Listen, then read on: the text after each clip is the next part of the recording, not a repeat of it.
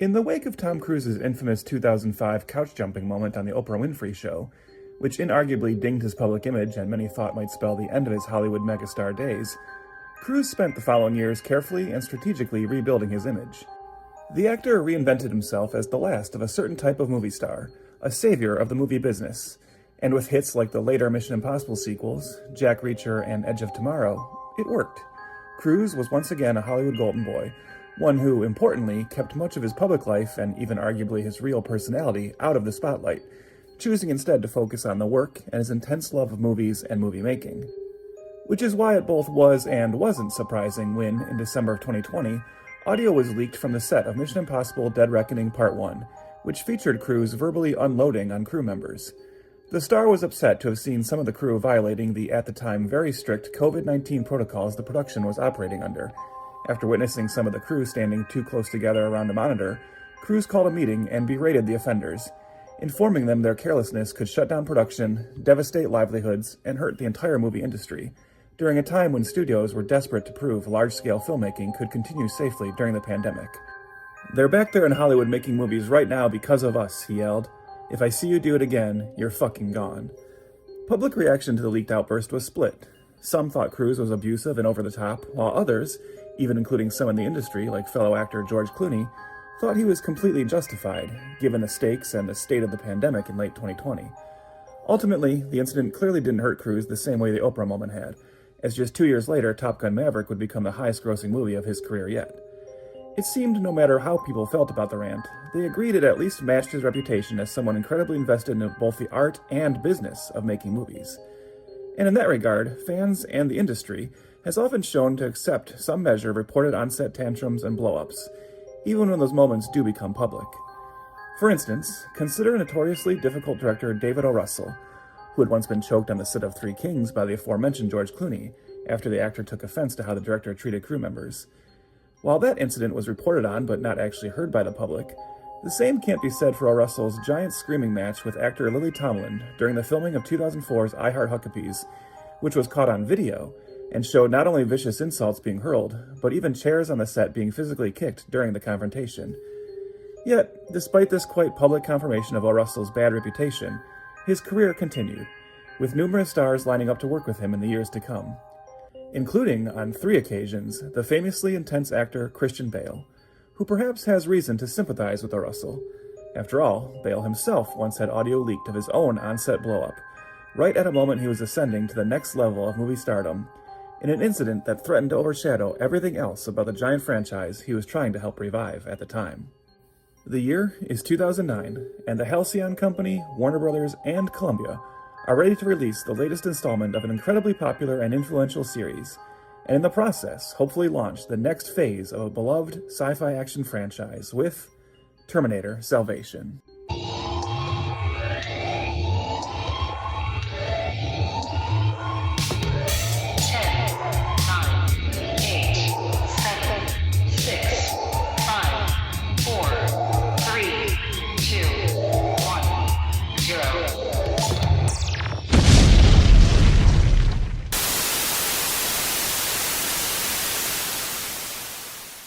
Welcome once again to Failure to Franchise, the show dedicated to some of Hollywood's most infamous mistakes, missteps, and misfires. This is Trev.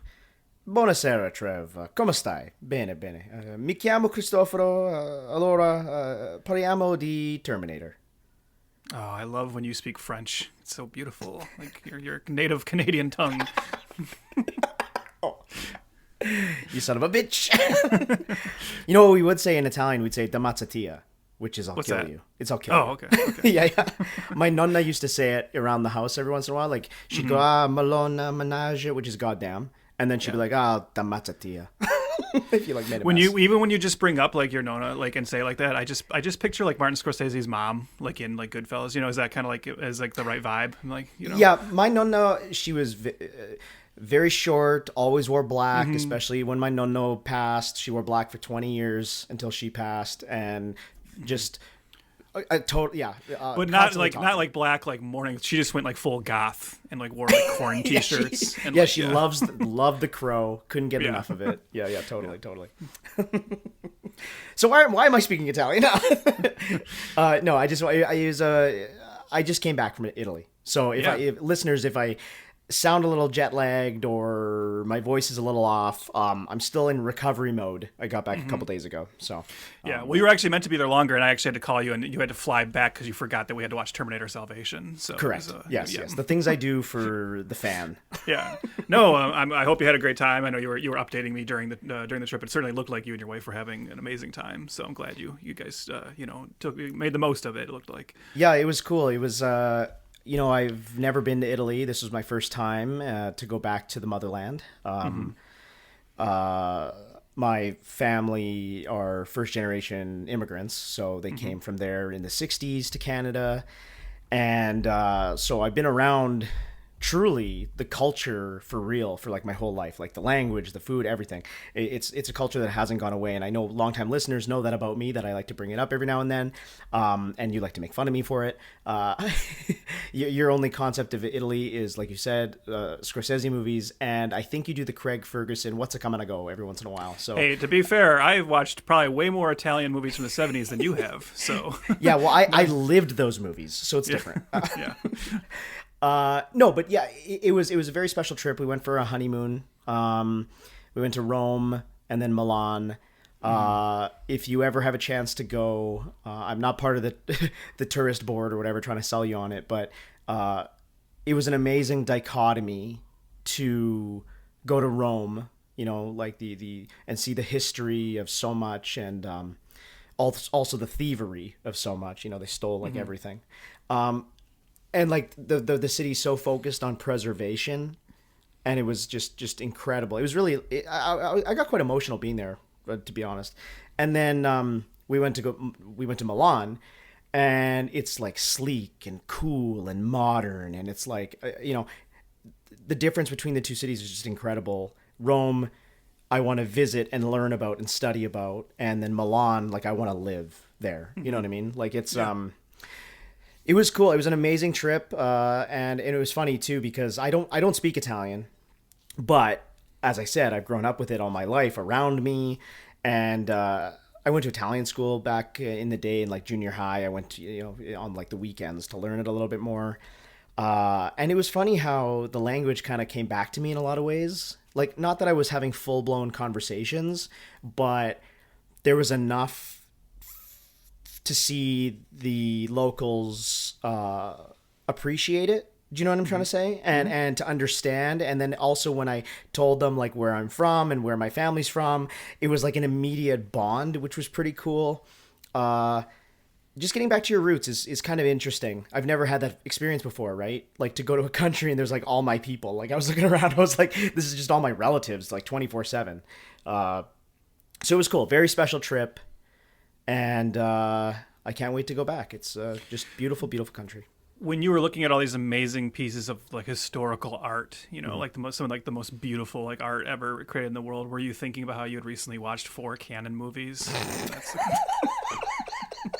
Did you have a chance in your mind to like kind of compare the two? That is so funny. The timing of it. Yeah, as I'm staring at Leonardo da Vinci's The Last Supper, where he stood there 700 years ago painting for 4 years, I was thinking, man, Invasion USA, Yeah.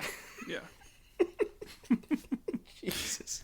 Anyway, okay, let's get back to the show. But I wanted to just throw that out there. It was a cool trip, and yeah, man, it's awesome. I know. See, I didn't want to step on your intro because I figured you probably want to talk with us, and I didn't really want to step on your intro because you always are the guy. We have a routine, and you're the guy who comes up with like the little fun intro. But I have to admit, like earlier today, I was thinking like, should I try to introduce our show in like the Terminator cadence? And I was all ready to do it, right? Like, like welcome once again to Failure the Franchise. I was trying to like doing the rhythm in my head, but. So I had to get in there somewhere, but I didn't want to step on you right at the beginning there. That's a good one. I like that. I like that. Well, because as we've already alluded to, we are starting a new theme, and Chris, I'm going to let you. This is your creation. I'm going to let you give the theme title here. Sure. We're moving on from canon, and we are. It's the month of May, so we thought it would be the perfect placement for these two films, and call it "No Fate But What We Mayke." So yes. No fate, but what we make. That's right. We're going from 2 months dedicated to canon to a franchise that can't decide what is canon. See what I did there? That was, you know what? Pause. That was great. Thank you. 1,000%. Because you know, it's funny you say that because I was just recently, right before I hopped on, I was thinking about the franchise, of course, getting ready to record, and I go, it's funny that we love the Terminator franchise so much and for so many reasons, and we're going to talk about it, but we would never consider it in success to series. Our spin-off show, right? It is like the exact opposite of success to series to really hammer home the failure to franchise thing, while also still being a franchise. It's very, very strange. It's up there with like to me, like the two other examples of this are Halloween and Texas Chainsaw Massacre. 1,000%. The franchises that keep chugging along, but like almost in spite of themselves, right? Yeah. And they just can't find a continuity to hold on to. They keep rebooting themselves. They keep trying to like go back to the beginning. It's all these like these like circular franchises. This is right there with them. So Totally. And as evidenced by the fact that we are looking at 2 movies, and we're even leaving one out because we just didn't want to watch it again so soon after our last time watching it. But we're looking at 2 entries in the franchise, which were meant to start like kind of new offshoot, sub series within, and obviously they did not. And that's why we're covering them. And we are starting this one with the first. Well, I mean, let's just get this out of the bag right now. The first Arnold Schwarzenegger kinda Terminator film, and that is 2009's Terminator Salvation. Not Terminator: Salvation, interesting enough, just Terminator Salvation. I don't really understand what that wording would mean, but hey, I guess we can talk about that. Chris? Originally titled Terminator Salvation, The Future Begins. Yeah, if they just wanted an even worse title, thankfully they dropped that. And now that title doesn't have to be ironic with the fact that this didn't get sequels, right? So Chris, why don't you tell us a little bit about 2009's Terminator Salvation? For sure. It is directed by MAYke. Pause for dramatic effect. He started in music videos. I mean, Smash Mouth, The Offspring, Korn, Cypress Hill, Sugar Ray. But I think the thing that me and you, like the most from him is his Charlie's Angels movies, specifically Full Throttle, which we recently, in the last couple of years, watched together on one of our, our COVID-ish movie nights. That was really fun, and then we also referenced it a lot in what was the movie we did with the hot volleyball? Charlie's girls? Angels. No. No, I'm just making a joke. We did that one too. Remember? We did the other Charlie's Angels movie. Oh, you're right. Oh my God, that's so funny. Yeah. Oh, you're thinking of DOA. DOA, Dead or Alive. Yeah. That is so funny. I completely forgot about Charlie's Angels, the reboot. Yeah. Okay. Terminator Salvation, written by John Brancato and Michael Ferris. These two are actually F2F alums. They wrote Catwoman, which is one of our earliest episodes, by the way, which are a very fun one, though. So check that out. They also wrote The Net, that Sandra Bullock computer movie. The interesting bit of trivia about that, right? That Sandra Bullock is the first person to ever buy movie tickets online. Yes, I do. Okay. Yeah, very cool. Sorry, I stepped on you saying they also wrote the game. I had to throw out that. I'm like that guy watching Lord of the Rings that needs to tell you about Viggo Mortensen breaking his toe. Totally, every time. But yes, they wrote the game, David Fincher's movie, and they also wrote Terminator 3, Rise of the Machines. So they brought not the band back together for this one, which we'll get to because the band eventually broke up and got passed around.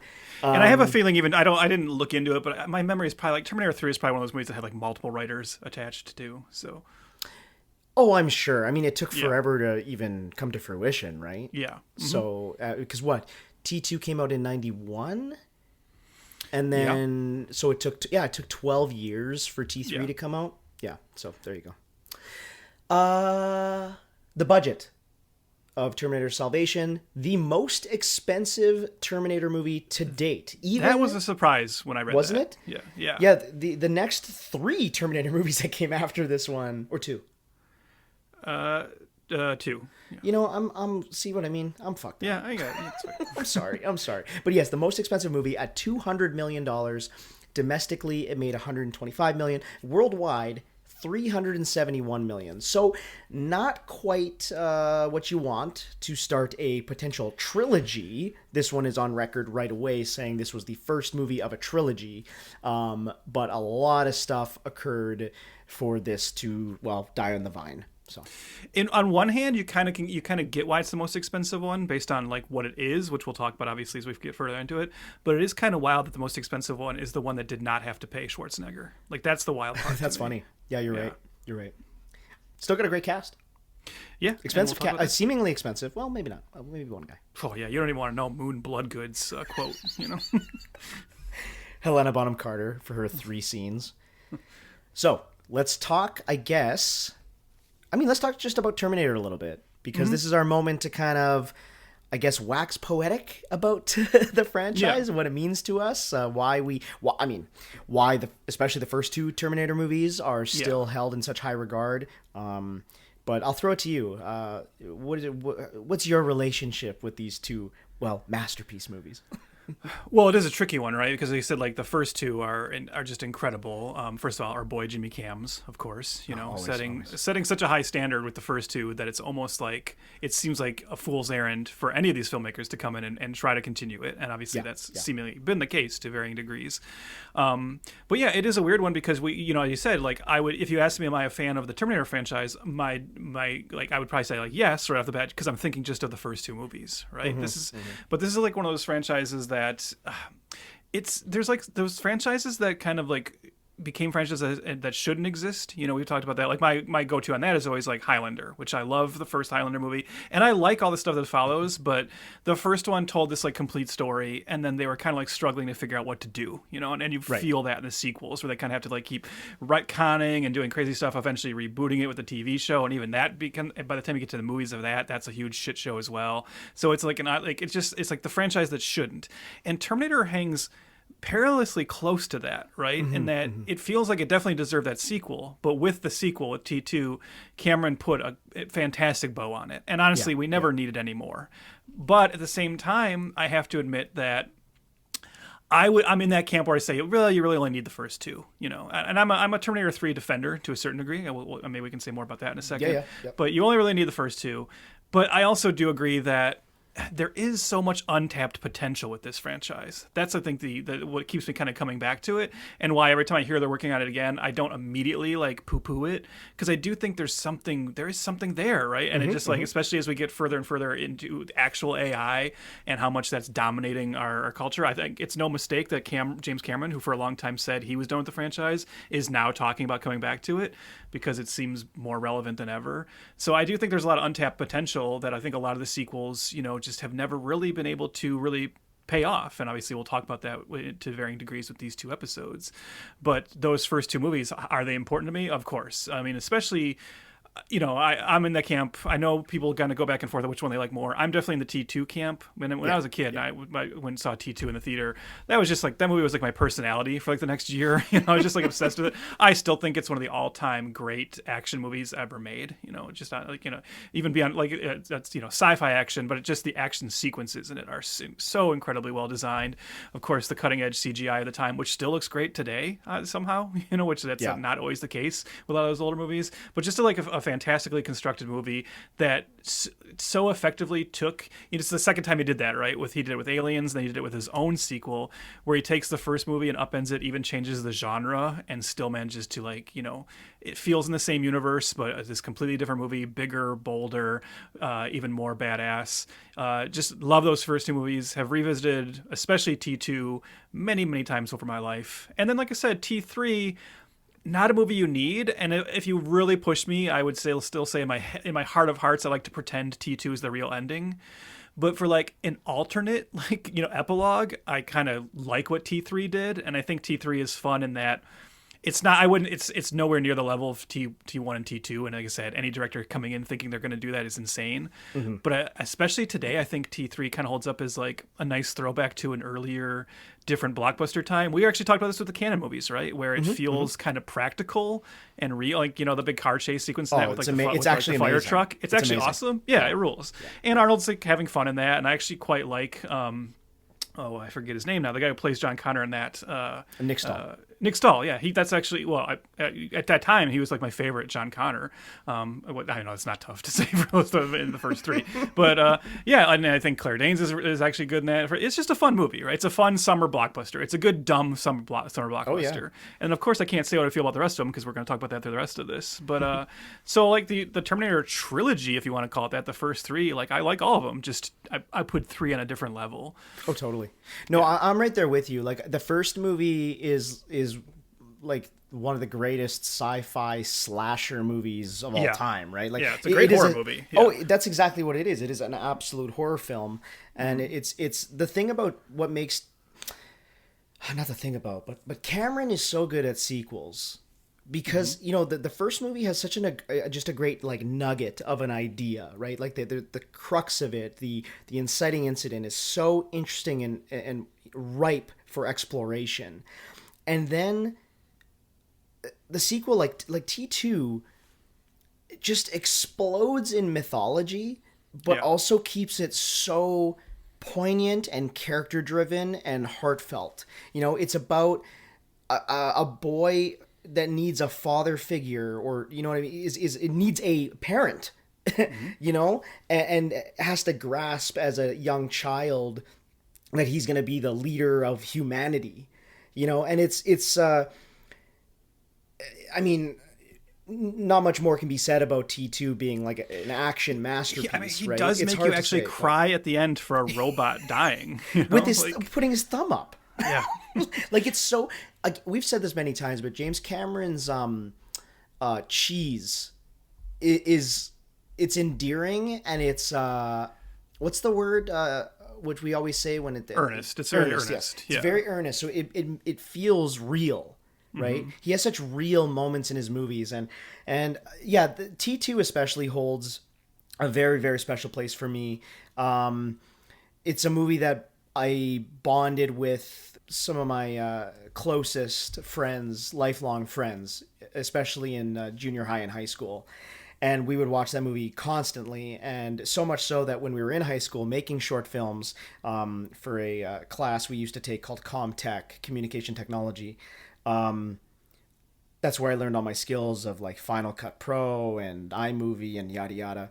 But we filmed a movie, and I'm staring at it right now. I have a VHS copy and a DVD copy, but we did for our final project, we called it Terminator 4, funnily enough, because this wasn't out yet, but Terminator 4 Judgment Week. I know it's stupid, but it is very, very dumb.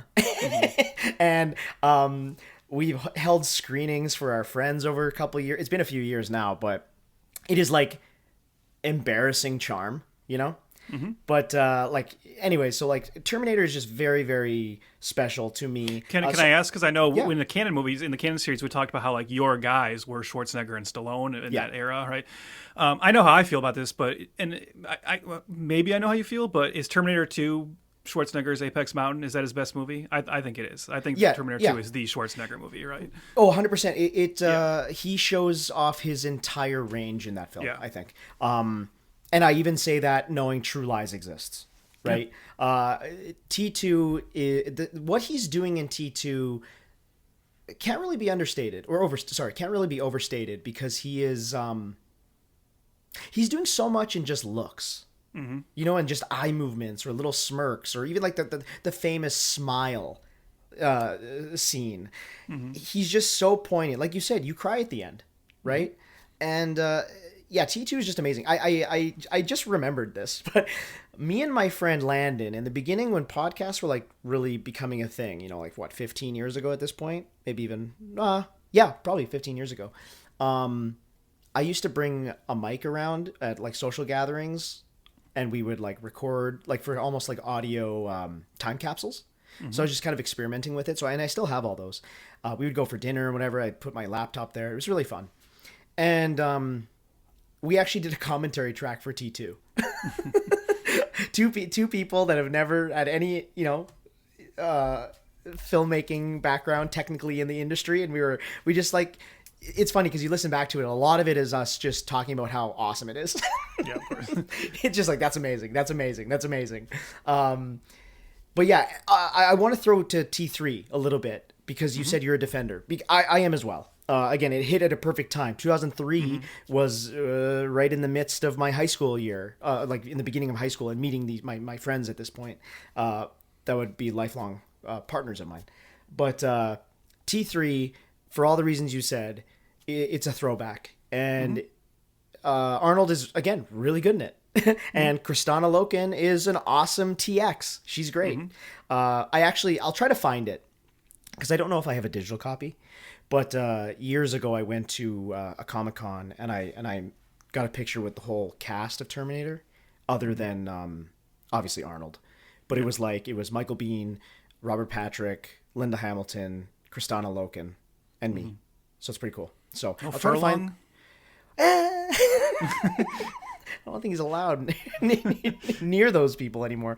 But well, the other thing about Terminator 3 too is, like, I should say, we talk, again, like, you can say, like, you don't need it as an ending, but the thing is, it's kind of like how you're feeling in the day, right? Because Terminator 2 is one of the all-time great, like, actually uplifting endings full of hope, right? Like, we fix this. But we live in this world, and if ever, like, the crushing reality of how the world really is comes down on you, and you say, you know what, actually I want the more bummer ending, Terminator 3 is one of the all-time great bummer endings for a big summer blockbuster. Okay, but this is where I will push back on you, okay? Yeah. And I've grown to like T3, I think, maybe more with time, if I'm being honest. T2 is such a perfect ending, and the mantra of no fate but what we make for ourselves is so... It's so fucking gut punch, you know what I mean? T3 then just kind of shits on that theme entirely. Well, I agree, I'm not denying that, but I'm saying, like, if you allow yourself to, like, accept that, right? Those kind of sequels that say, like, it's. And I know we've talked about this, right? It's like how I'm not bothered by the fact that Newton Hicks are killed at the beginning of Alien 3. Sure. Because it's sometimes, like, you can pretend you have a happy ending for a moment, but then it's like you have to remember that actually reality sucks. So that's almost like what Terminator 3 is saying, Yeah, that's again, in my older age, I agree with you. At the time in 2003, I was very mad at that movie. I was very, very mad that I was like, oh, okay, so there is fate. and everything we showed and everything we went through, it was all for fucking nothing. Because here we go, and we're going to be in a constant loop of we're going to be in anyway, it's going to suck. No matter what we do. But yes, Nick Stahl is a great John Connor. And Claire Danes is awesome as Catherine Brewster. The trio of them is very good. They all have immediate chemistry. And Nick Stahl has had a troubled life as well. So it's a little a shame. I can't say I'm like a huge Nick Stahl fan, but like I watched that movie and I go, man, that's a guy who, if he hadn't had those demons, I think there was definitely like a lot of potential there, because he brings a lot to like what could be just a toss-off role, in like, the second banana to Schwarzenegger in the third Terminator movie, but he's actually really, really good in that. But yeah, and Jonathan Mostow is actually a pretty good director in that movie. He does a good job, and it's cool. It's just a fucking cool movie. Like I'm thinking about that car chase with the fire truck, and I remember Entertainment Tonight when they used to do like set visits and shit. Oh yeah, they really, really focused on that stunt for like weeks leading up to that movie, and so it just burned into my mind. I remember too. Like the thing with that movie was we all went and saw it, kind of knowing that it was like almost like a goodbye to Schwarzenegger, because you're right. Came out. It was like he was either running for governor or maybe he'd already won. I can't remember, but it was kind of like sold as like this is it for him. He's going to be leaving movies for at least a while, if not forever, at that time. As we know, he ultimately came back after his stint in politics. But at that time, we didn't know. So that was celebrated as like a goodbye. And just really quickly, the last thing I'll say about it is we've talked before and here about you shared some of your like which McFarlane toys you had in the past. The only Terminator toy or figure I've ever had was I had and I wish I still had it. Again, I just stupidly threw some of the stuff away in the past, and now you look back and go, man, I wish I still had that on a shelf. But the only Terminator figure I ever had was the Terminator 3 McFarlane toys, where it's the full set where he's holding the coffin from the scene in the cemetery, and it was awesome. He's got the big like Gatling gun with the coffin. I had the TX, and then I had obviously the T800 from T2. So I had a few McFarlane toys as well, and of course, like you, stupidly threw them out or sold them. I don't know what. I don't know what we were thinking. Sometimes you got to get rid of shit. Anyway, Terminator, fucking cool. Yeah. So of course T3 was a pretty big success. So surprising success, yeah. Yes. And of course, they wanted to ride the wave. And in 99, after C2 Pictures purchased the rights, the two Terminator movies were kind of mapped out. One being Terminator 3, Rise of the Machines, and then T4, which would focus on the machine-human war. So this was always in the cards from the late 90s. Well, do you remember that too? Like, I know I'm a little older than you, but I certainly remember when we were young and like watching Terminator 2 and just that opening sequence. You get a little bit of it in part 1, but it really gets fleshed out in part 2. Oh yeah. And from that on, like, right, everybody was like, oh man, that should just be a movie. We need to see a movie. I want a future war movie. That's all we really wanted, you know? Yep. Yeah. Oh, 1,000%. Just so visually interesting and terrifying, and this is going to play into some things that we're going to talk about when we talk about Salvation proper. But Cameron's aesthetic to the future is unmatched, and it's very scary. Mm-hmm. It's complete dread. Mm-hmm. So anyway, yeah, a future war, it was always something that I think every fan wanted to see. So it was cool that this was always in the cards. After T3, they did want to bring back Nick Stahl and Claire Danes. Mm-hmm. They were contractually obligated to be part of it. Director Jonathan Mostow helped to develop the script, and they were going to go into production in 2005. Now, the issues started to happen. Yeah. And it happened because the producers, Vanya and Kassar, I guess, were feuding. And the production rights were up in the air at the time. People were going bankrupt. And then the Halcyon company came in to scoop up the rights. And as soon as they scooped up the rights, they said, well, we want to make a new trilogy. And they jumped the timeline ahead and kind of kiboshed whatever was being developed before. So that's kind of the reason why we got this brand new film with Christian Bale. Now, can we just say really quickly, and I know you're going to agree, this is where, and we've done plenty of movies like this on our show already, right? But this is something that something that needs to stop in Hollywood. Of course, it's not going to. We're only seeing Hollywood get stupider and stupider as we go along.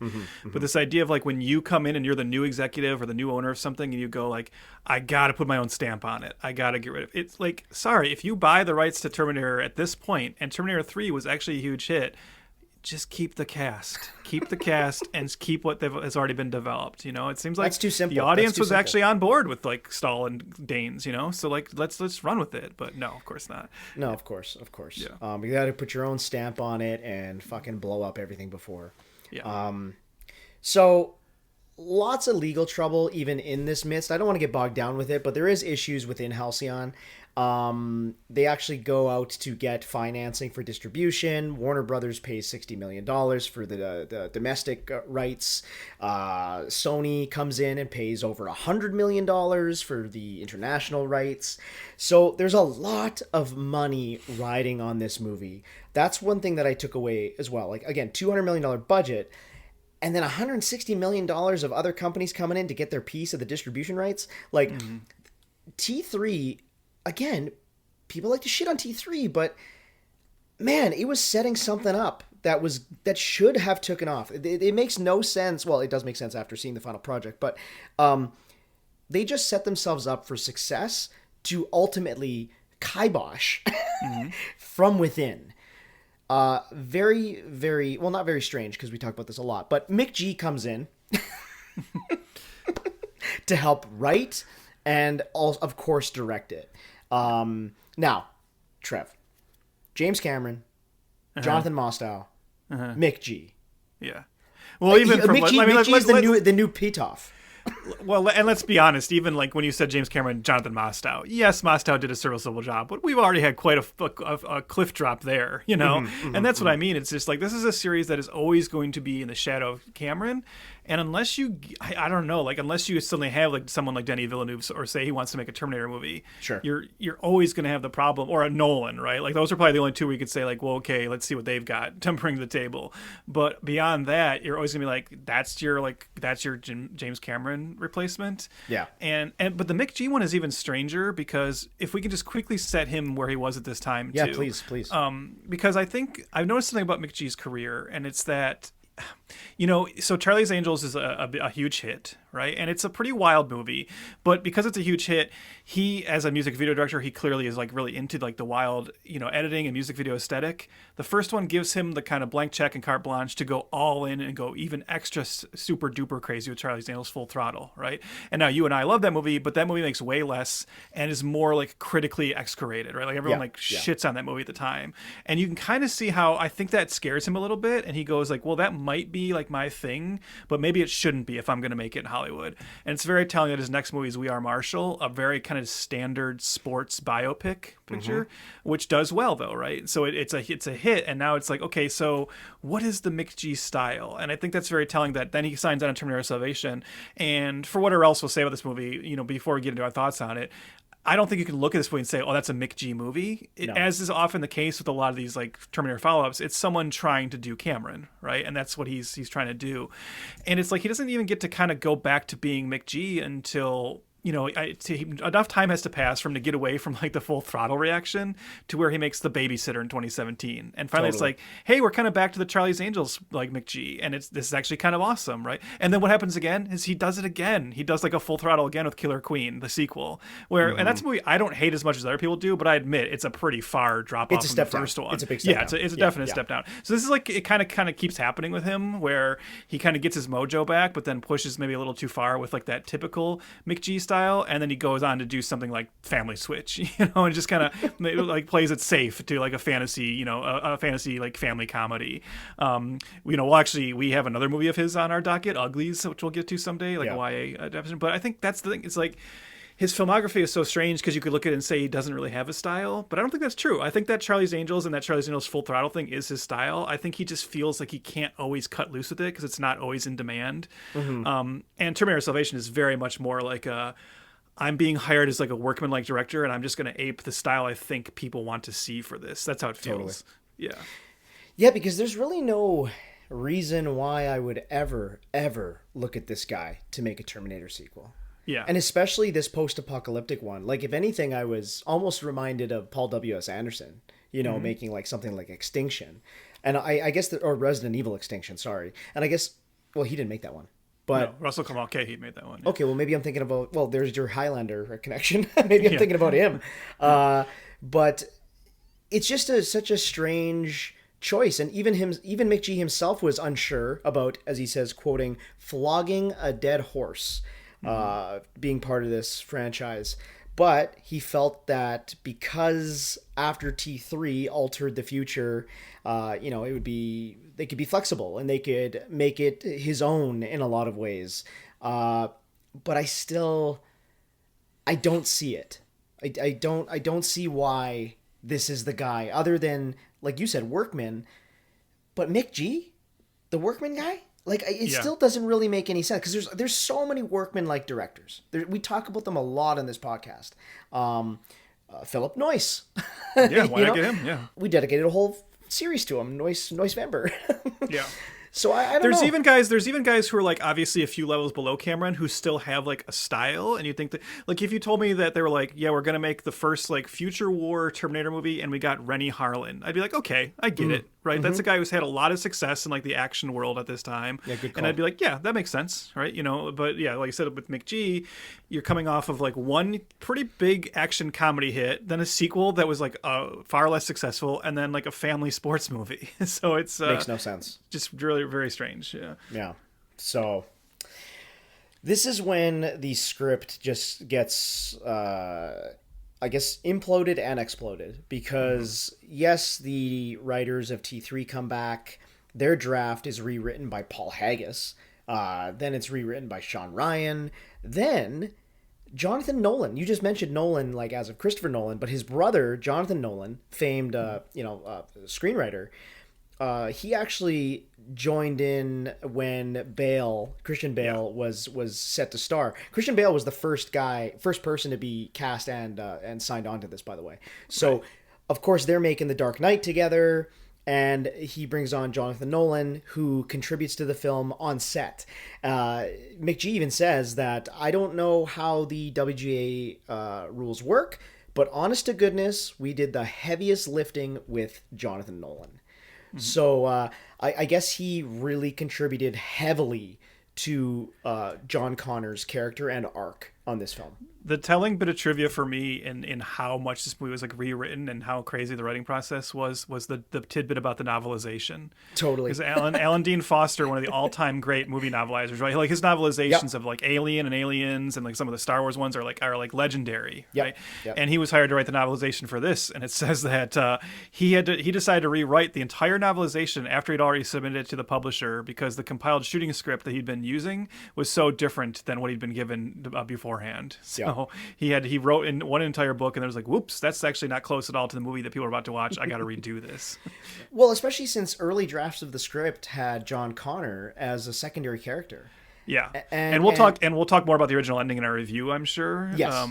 I did think it was funny seeing that. The Marcus character played by, we can just say now, Sam Worthington, and we'll get into why he's in this as well.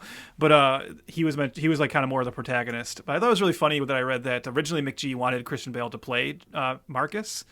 And it said that Christian Bale was like more interested in John Connor, and then it's like has a little quote from him where he said like, although I can't really remember why, I think I know why, because you knew that if this became a trilogy, you got to make 2 more. Let's not that was definitely like a paycheck thought. Yeah. Christian Bale, flexing his movie star mojo for this one. Hey.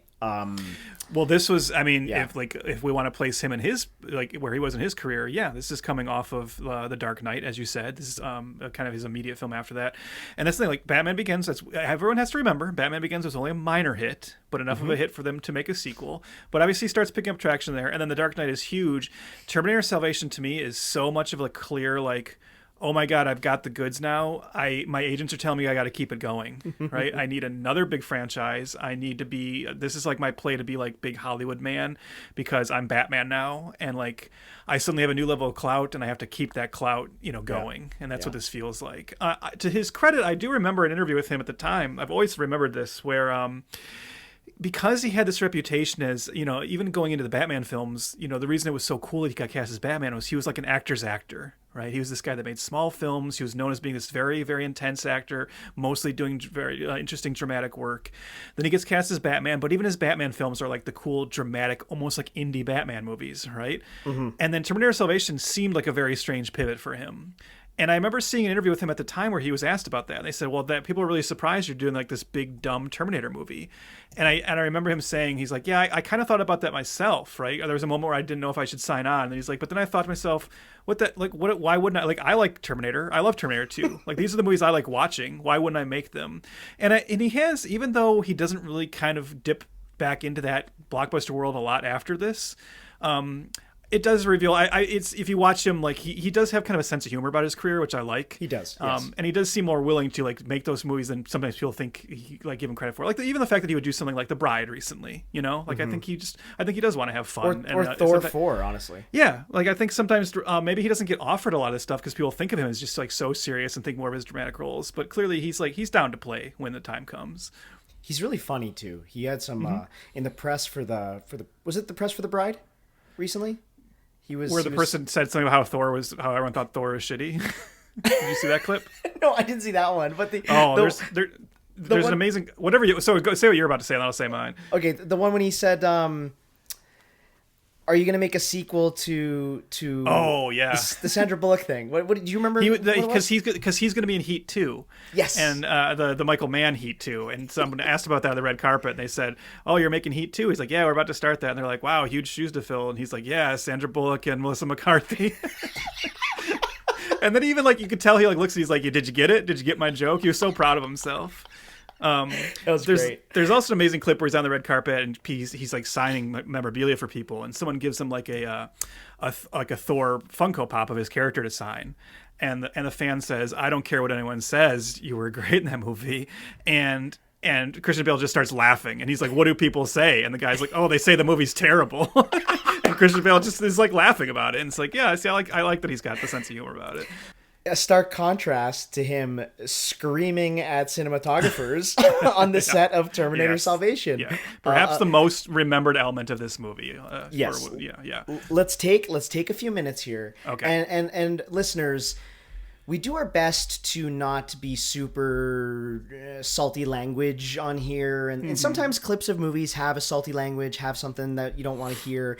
Let's just say right now, I will be placing clips throughout the rest of the podcast of the bailout, which is Christian Bale's famous freak out on the set here, screaming at the cinematographer for checking the lights during his performance. And let's just say, well, you'll hear it. There's roughly 100 F-bombs. So it's hard to avoid, and it's funnier to play an uncensored version of stuff. But yes, this is the most famous story coming out of this film. Mm-hmm. Kick your fucking ass! I want you off the fucking set, you prick! I'm sorry. No, don't just be sorry. Think for 1 fucking second. The fuck are you doing? Are you professional or not? Yes, I am. Do I fucking walk around and rip down? No, shut the fuck up, Bruce. Do I want? No! No! Don't shut me up. Am I gonna walk around and rip your fucking lights down in the middle of a scene? Then why the fuck are you walking right through? Da-da-da-da, like this in the background. What the fuck is it with you? What don't you fucking understand?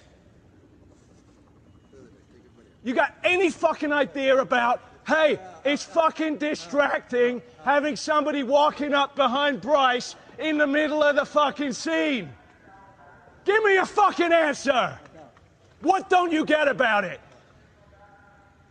I was looking at the light. Oh, good for you. And how was it? I hope it was fucking good because it's useless now, isn't it? Fuck's sake, man, you're amateur.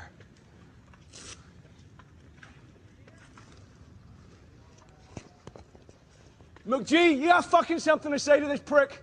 I didn't see it happen.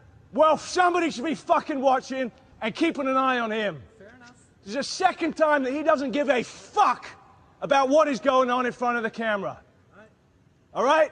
I'm trying to fucking do a scene here and I'm going, why the fuck is Shane walking in there? What is he doing there? Do you understand my mind is not in the scene if you're doing that? I absolutely apologize.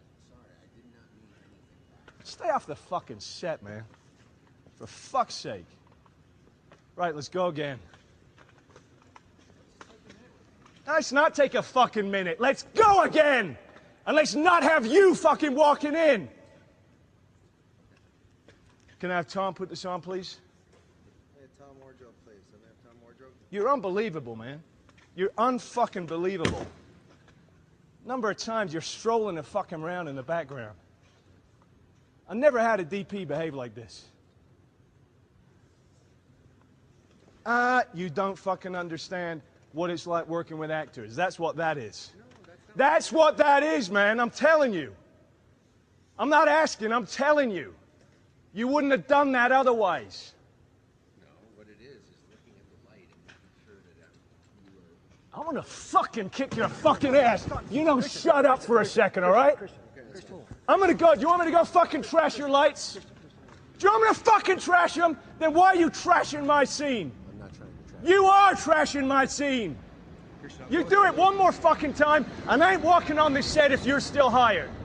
I'm fucking serious. You're a nice guy. You're a nice guy, but I don't fucking cut it when you're bullshitting and fucking around like this on set. Yeah, you might get it. He doesn't fucking get it. I get it. You might. I get he it. does not get it. And good adjustments, okay? For real. Honestly, I get it. Walk for 5 seconds. Just for No, 5 I don't seconds. need Let's any go. fucking walking. He needs to stop walking. I get that. I ain't the one walking. Let's get Tom and put this back on. Let's go again. Seriously, man, you and me, we're fucking done professionally. Hilarious stuff. He just can't stop. No. and you know, he went on to apologize. Yeah. And his apology was actually really good. He went to he went to a radio station. They've called in for like 10 minutes. I'll place a few things here. So can you let me make a few comments about Yes, please. We'd love to give you the opportunity. Thank you for calling. The thing that I really want to stress is I have no confusion whatsoever. I was out of order beyond belief. I was way out of order. I acted like a punk. I regret that. And there is nobody that has heard that tape that is hit harder by it than me. So I make no excuses for it. It is inexcusable.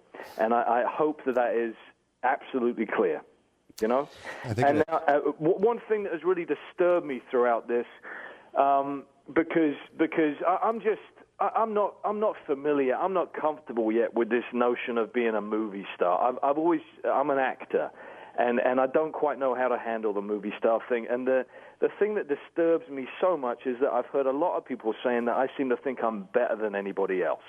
And nothing could be farther from the truth. I am a lucky, I don't want to swear, I'm a lucky SOB, right? What I do, I never forget that. And that is why I put so much into what I do and why I care so much about it and why sometimes that enthusiasm just goes awry, And please, if anybody ever sees that I really am thinking that I'm better than anybody else, stick a fork in my backside, turn me over, I will be done. That is not me, But he recognizes that he got a little ahead of his skis. And by both, and in addition to the apology, by most accounts, even him and that director of photography continued to work together in this movie, and they got over it pretty quickly, And I think even it was kind of understood that this is when he's in his zone, this is a very serious actor, He's not entirely method, he's not Daniel Day-Lewis. I don't think he was making people call him John Connor. No, but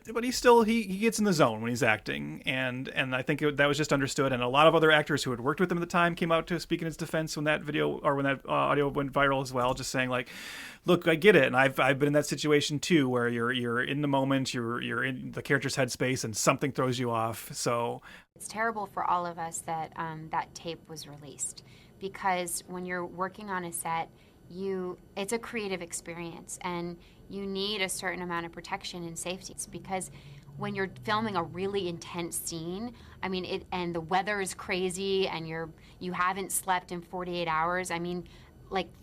People are raw, and I think Christian dealt with it with such integrity. As a person, he's a consummate professional, completely dedicated to his craft. Doesn't give a about the bells and whistles of being, famous and all that bulldust. And so to work with him, elevates your game. As a person, he's just the supreme professional. That's what it is. Comes in, does his job, goes home to his kids, and the proof's in the pudding. Look at his career. What happened with the tape was just an expression of a human being that expressed themselves and is being misinterpreted. So misunderstood. It really broke my heart to see what was happening, because he was nothing but courteous. I think he has a lot of, he's got a lot of integrity, and he was very polite to me and funny and just kind. So when I saw that happen, it just broke it really affected me, and I thought, so misunderstood. And I think it happens when you become a big celebrity. Did he go a little far? Yeah, but I don't know. It's weird, because I feel like it kind of did cast a pall over him for a while. That it felt like it took him a bit to kind of crawl out from under that. But I think nowadays it's kind of looked back as just almost like a funny little asterisk in his career. Oh, it's hilarious. Me and friends to this day will still say to each other, "Good for you." Yeah, that's the best part. Yeah. And then my favorite is even in it when he's talking to the cinematographer, and he calls for Mick G. Mick G, are you gonna do anything about this? And then Mick G is obviously terrified. and then the moment when the DP is explaining himself, and he's like, "I'm gonna fucking come and kick your ass." He's so. Okay, I'll say this. From certain moments in my life, sometimes I have seen red, okay? Mm-hmm. And Christian Bale is just seeing red in that moment. Yeah. He is a bull right now, and there's no stopping him. Even they try to say to him, "Hey, let's take a few. He's like, No, no, fuck, no. You know, and he's like, he wants to just keep it going, push through.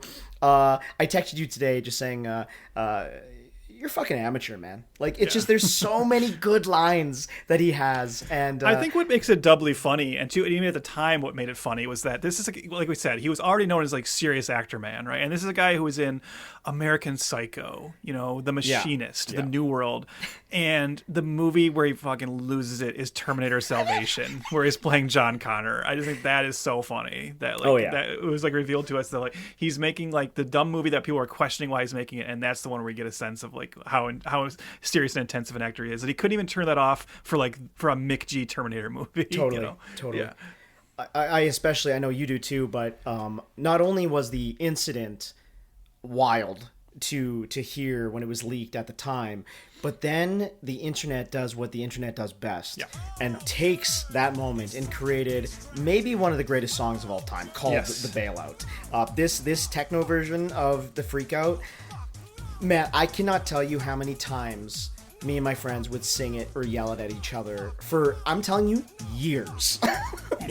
Not just a couple weeks after, years we would say it to each other.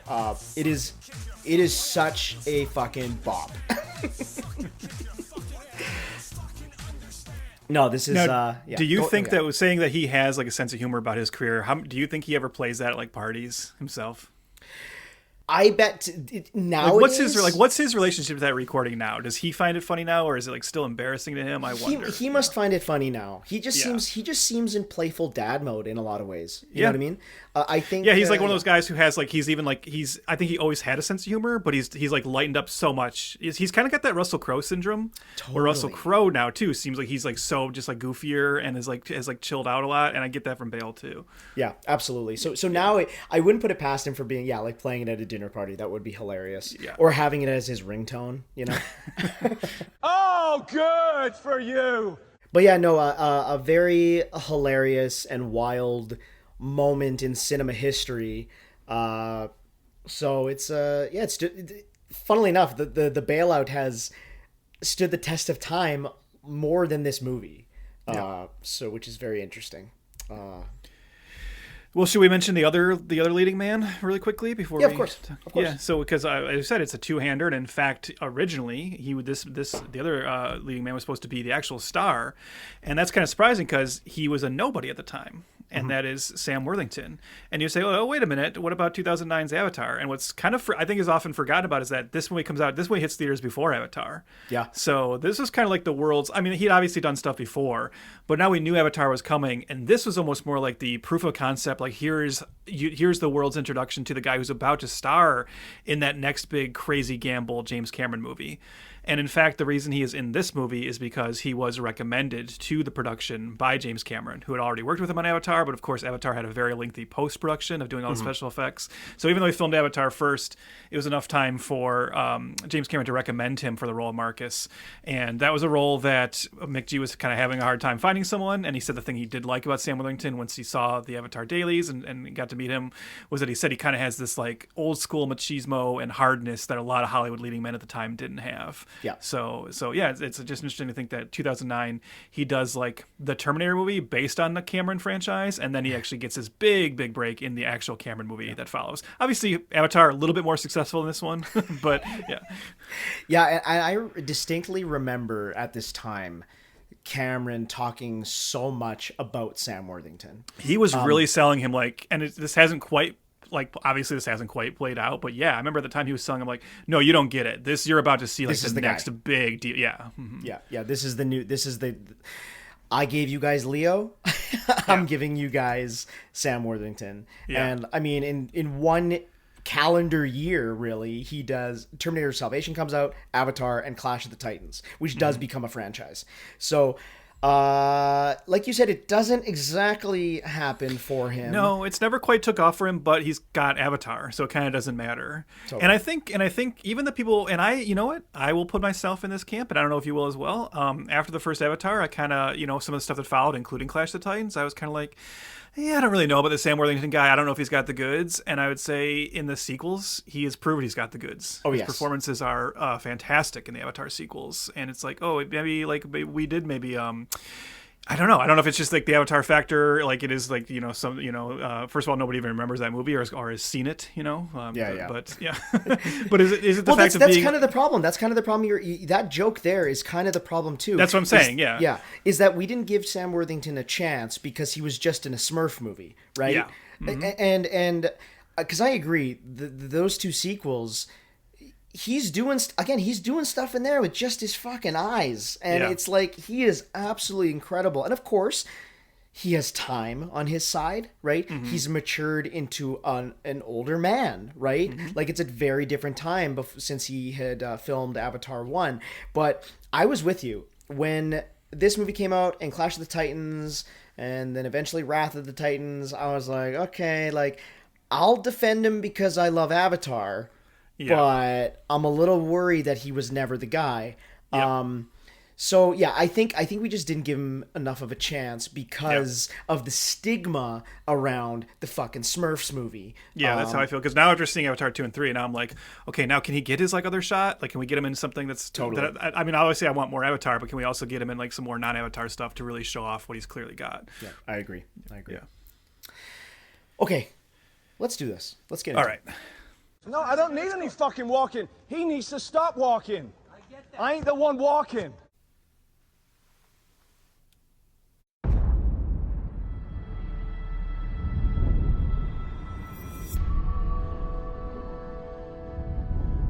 What day is it? What year? 2018. What happened here? Judgment Day happened. I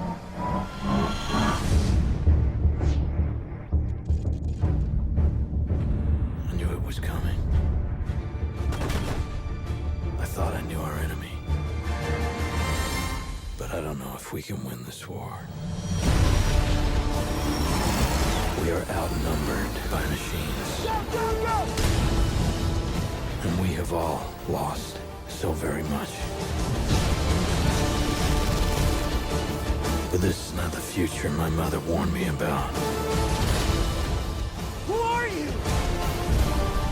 John Connor! Something has changed. Those hands have been busy. You and me, we've been at war since before either of us even existed. You tried killing my mother. You killed my father. If we stay the course, we are dead! We are all dead! You will not kill me.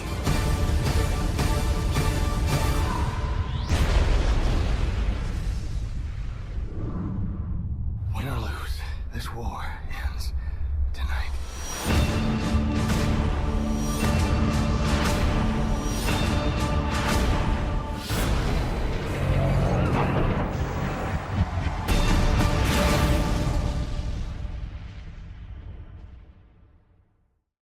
The year is 2018, over a decade after Judgment Day at the end of Terminator 3: Rise of the Machines.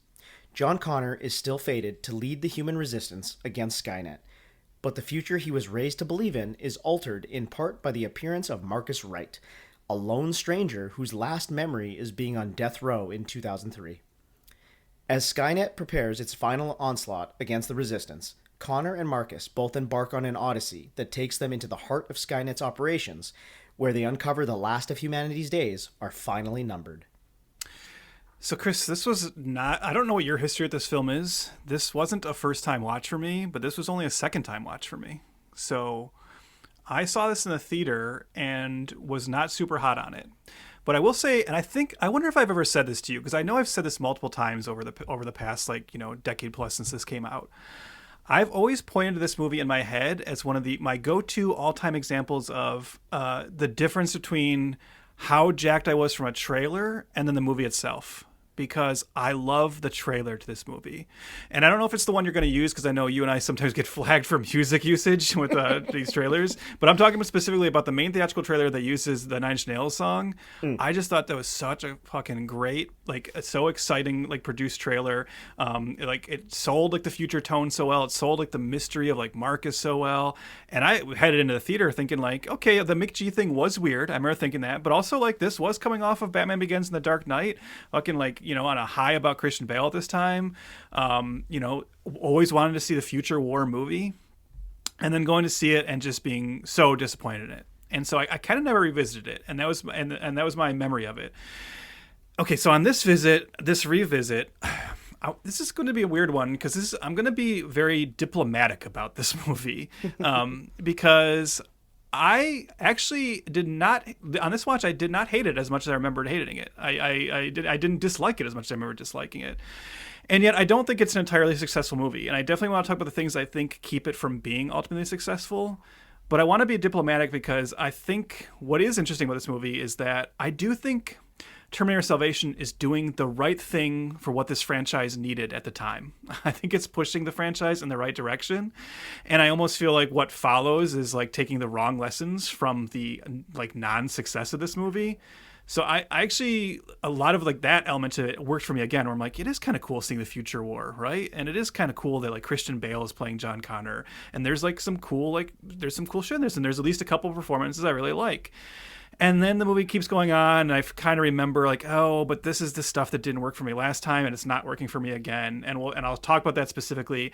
There's ultimately just some like some story specific stuff to this that I think it's thematically muddled and doesn't quite pay off the theme it's going for very strong. And some of that has to do with, you know, the third act rejiggering, which we'll talk about. So this is like a complicated one for me, because I had a much more harsh memory of it than ultimately this viewing provided. But I kind of came away from it being slightly more positive on it, if that makes sense. So I don't know.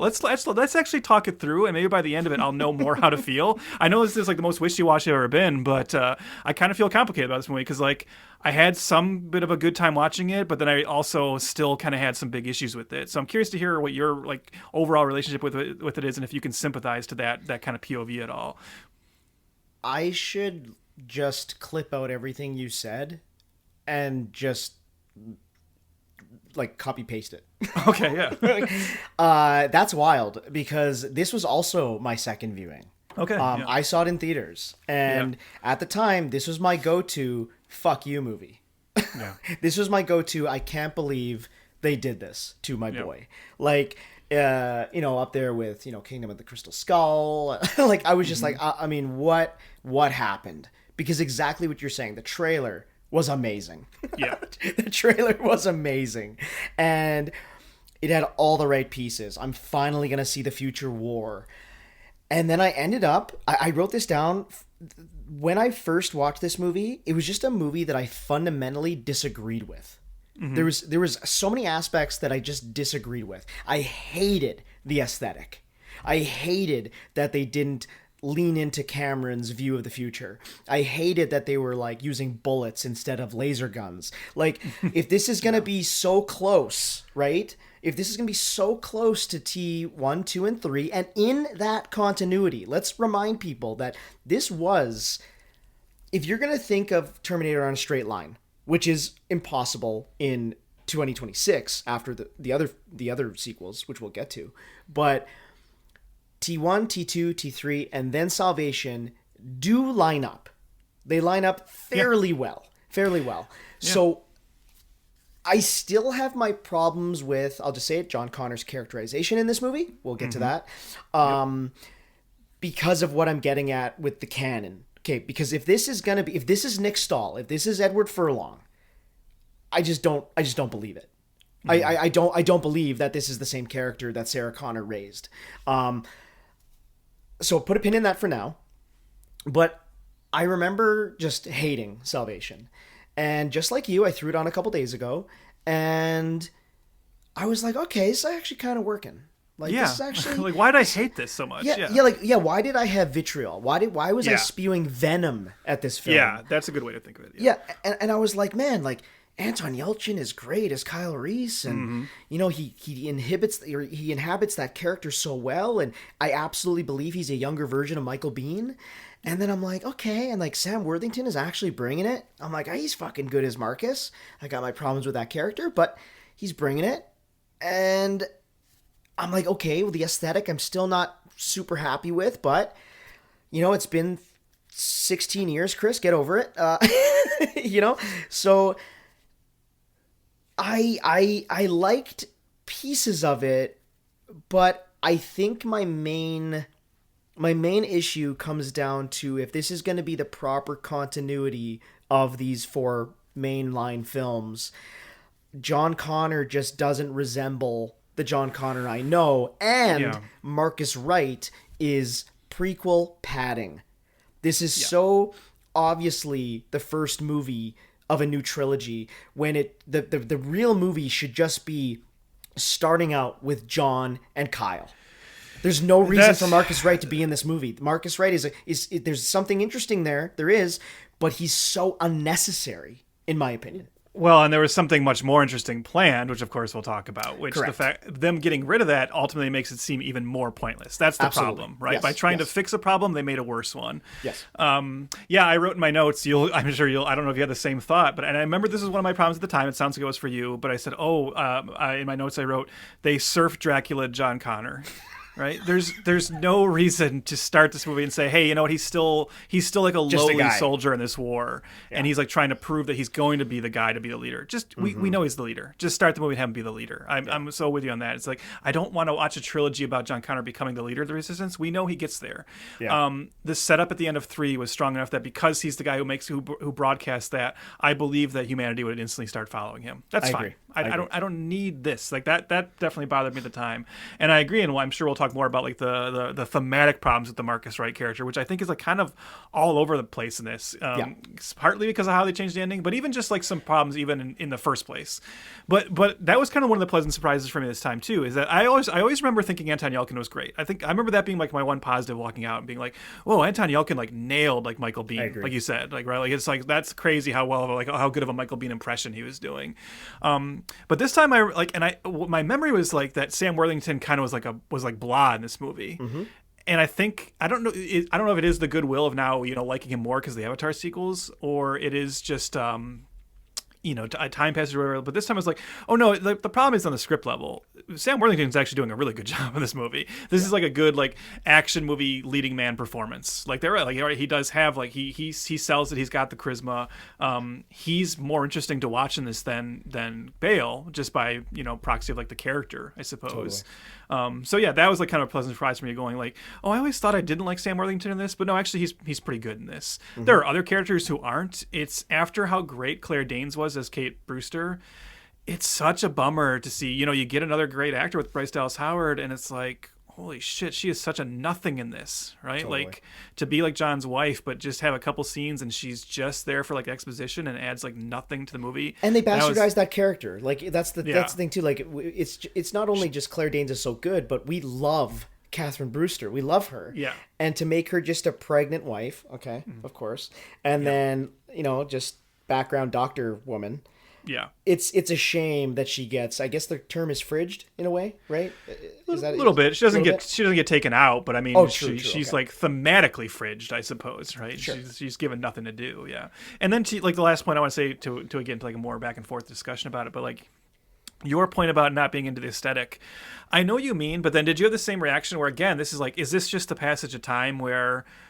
It's kind of like I was watching it and thinking, I remember not being like, nothing about this seemed like super impressive to me when this came out. But after like 10 plus years of movies that look way worse than this, I was watching this and I'm like, this shit does look pretty good, actually. Right? Like the action sequences, they're obviously not as well constructed as like a Cameron sequence, but like the future war stuff looks pretty great in this. And I was like, this looks better than what we get now. This looks better than a Marvel movie, in terms of like, or at least recent Marvel movies, So some of our reaction to it this time, it probably is just the passage of time. And sure enough, I was reading, in your dossier that this movie's had kind of a bit of like I don't want to call it a full revival, but a lot of Terminator fans say they've come back around it simply because of what follows it. you know, where it's like the sequels are more nostalgia baity and trying to just replicate what came before. And that's what I mean is like, at least this movie was having the balls to say, no, let's do the future war, right? Yeah. Let's go forward. Yeah. This, you said it perfectly earlier when you said, this is what the franchise needed. Yeah. And I think this is what the franchise still needs. You know, yeah. Right idea, wrong delivery. That's kind of like what this movie is. Perfectly said. Yeah. Because, I admire so much of what this is trying to do. And it is absolutely the passage of time seeing those next two movies. You haven't seen Genesis, which we'll be covering next, but we have both seen Dark Fate. And then also just the Terminator IP in general. It has been kind of lampooned in a lot of ways, right? So the passage of time helps that I can look back with a little bit more rose-colored glasses, I guess. But the action scenes, I agree with too. Like McG, for as maybe as cold as we talked about him earlier, you know, he made a point to shoot a lot of practical elements here, and these are real car chases. These are real explosions. Stan Winston's last film.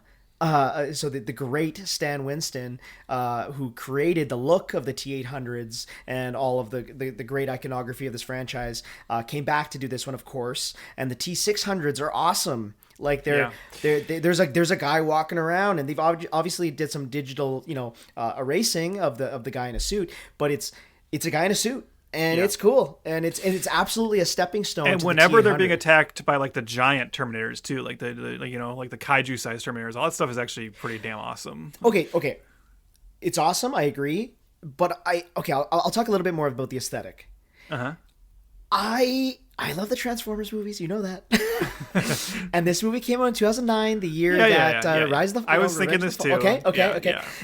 The machines now are way more Transformers, Decepticons now. And I was disappointed by that still to this day. You know, there's no reason.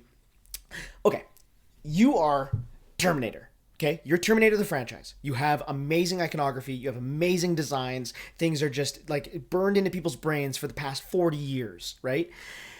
And now you're aping Mad Max and Transformers when you don't need to ape it. You have something awesome already, and for me to listen, like to hear the awesome motorbike Terminators, they're so cool, but they sound like Decepticons. They look like Transformers, and it just waters down the I guess IP for me. There's no reason to mush these two toys together when you already have something so cool. You know what I'm trying to get at? I do. Yeah, I know what you mean. Like I said, like I like those sequences, especially when the one attacks and like captures Marcus and the Star and Kyle at that little when they find like that the people hiding underground. That whole sequence is great. But I definitely was thinking, it looks like a Transformer. Like there's no denying it. Yeah. So again, it's cool that they're not aping the structure of the other three movies. They're making its own thing, but they're still aping other sci-fi projects when you're already. Like I said, and this is going to always be the problem with the Terminator franchise is you're stuck in this thing of saying, do I try to ape James Cameron, which is like nobody. We've talked about this in our Alita episode about how like. When we talk about Rodriguez trying to be Cameron, it's like just nobody can do it, right? Why can nobody can do like action like Cameron can? So then you have this thing of like, well, I guess I'll try to do my own thing instead. And there is something to be said, if we're comparing this again to the Alien franchise, one of the things we love about the Alien franchise is that especially with those first four different filmmakers, each bringing a different aesthetic to it, right? Yeah. So maybe Terminator needed that, but then like I said, the problem maybe is that it seems too like just reductive and kind of like, copying other franchises instead. Mm-hmm. Yeah. Let's focus on Christian Bale, please. Okay. Because again, he's action man, as you coined that term to me many years ago, and it sticks in my head all the time. But Christian Bale's action man here. He is not John Connor, and it's unfortunate because, of course, Christian Bale is like one of my favorite actors. He's kind of he's almost a never bad, because I don't know if I'd say he's bad in this, but he's he's bad as John Connor. So well, I think the script is bad as John Connor. Okay, okay. Yeah, you're right. So again, another script issue, not maybe a performance issue. But I just don't believe that he is the Messiah. He's too angry. He's too gruff. He's not. And maybe this is because I just came back from Rome, but he's not Jesus Christ in this. he's just a guy screaming at everybody, and I don't understand that. I'm gonna fucking kick your fucking ass. You know, shut up for a second, all right? I have actually a different problem with it. I hear what you're saying, and I don't disagree. And I wonder if this like sticks in your craw too when you watch it, because you were talking about like it not feeling like it lines up with the other ones.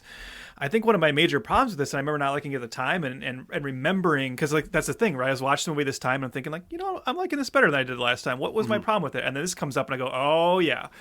When he learns that Marcus is like part machine, right? Spoiler alert. When he realizes like Marcus is a Terminator.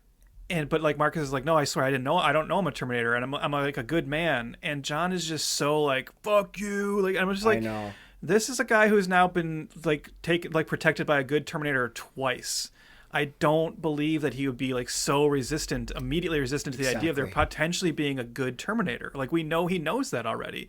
So that it's like frustrating to have to watch him have the same arc again for the third movie in a row of like realizing, yes, machines can also be good. They can benefit us. They can aid us. Like where's that coming from? Like that's what bothers me in this. Well, yeah, because again, if there's one guy on the planet that thinks a Terminator could be good, it would be John Connor. Yeah. And isn't it I know you don't like when I rewrite the movies, but isn't it a more interesting movie if like the thing that makes John Connor ultimately, proves to humanity that he is the right leader is he's the one, everyone else is like distrustful of this Terminator, and he goes like, no, I have experience with this, right? And it becomes like more of a buddy movie with him and Marcus, and it's like everyone realizes, oh, this Connor guy actually, he knows something we don't, right? That's the thing he has over us, is that because of his past history, he understood that Marcus actually could help us. Like that's more interesting. So, but they don't play it that way, which is very strange. No, instead they have every legacy character feel like a stepping stone, and they take one giant leap backwards. And that is still frustrating to me watching it the second time.